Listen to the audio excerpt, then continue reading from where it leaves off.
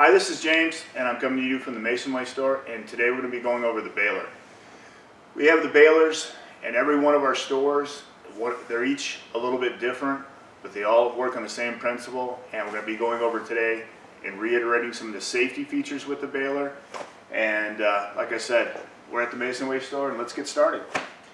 So some of the safety features on the baler will not go up and down at all without this door being closed. So that's one thing to really remember. And number two, over here on our control panel, each baler has an on and off switch, an emergency switch, and the last switch is going to make it go up and down. But it will not operate without the key being in the on position and the safety being released. So let's get into making a bale. So the first thing we do before we're going to eject the bale is we put cardboard completely on the top, and we've already started the bale with cardboard on the bottom. And after the cardboard's completely on the top of the bale, and what we do this for is for protecting of the textiles in between. So we've got our cardboard up. We're going to take a sheet, put it right on top of the cardboard, just like so. And before we pull our safety door down, we're going to talk a little bit about the chains. Now every baler and every star, like we talked about, is a little bit different. But for the bale to be ejected outside the baler, there's a chain apparatus in back. Your store might have bars, your store might have dual chains. Once again, you're going to get more training when you get to that point. But in this one, our chains are in the back and they are connected. Now remember what we talked about. The baler will not operate unless this door is closed. All right? So our safety door is pulled down. And for us to compress the bale, we need to what? Turn our on-off switch on and make sure our safety switch is in the off position as well.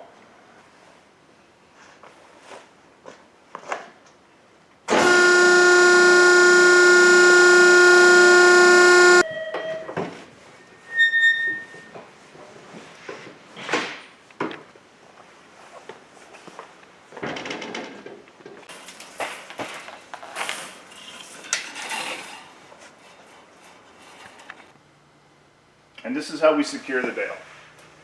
You can see that I've ran my wires, and each baler has slots right underneath the textile bale where we run our wires right completely through.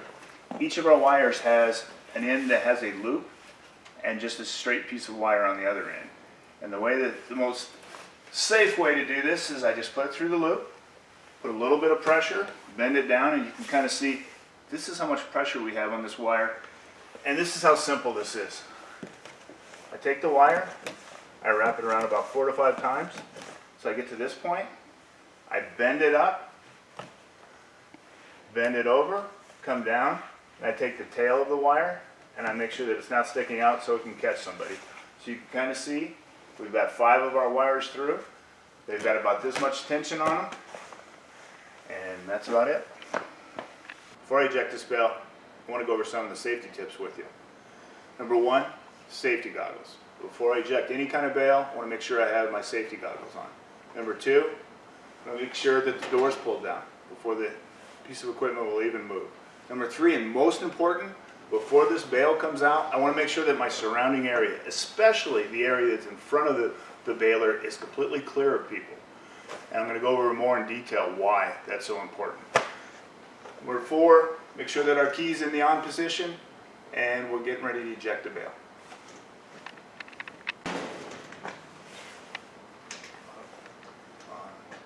Ready?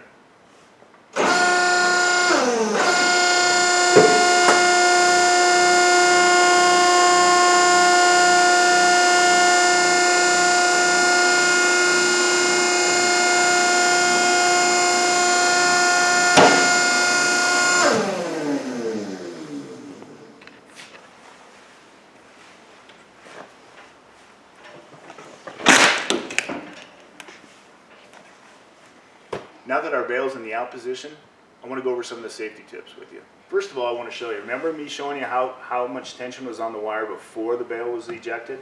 Now if you see the bale in the ejected position, look at the tension. 800 to 1,000 pounds of textiles. Once that baler releases, There's so much tension. That's one of the greatest safety tips I want to go over with you. Remember us keeping this area clean, letting our coworkers know before this bale is ejected that the area in front of the baler, no one must ever stand in front of it. The second safety tip, safety glasses. Make sure that before the bale comes out, we always have our safety goggles on. Thanks for being with me today on how to make a bale. You're going to have questions. There's a lot of different moving parts to a baler. But just make sure that you ask the questions to your supervisor, to your manager, or the person doing the training. And remember, safety and the baler go hand in hand. It's #1 priority. Thanks for being with me. And when the bale's completely out, we do the dance.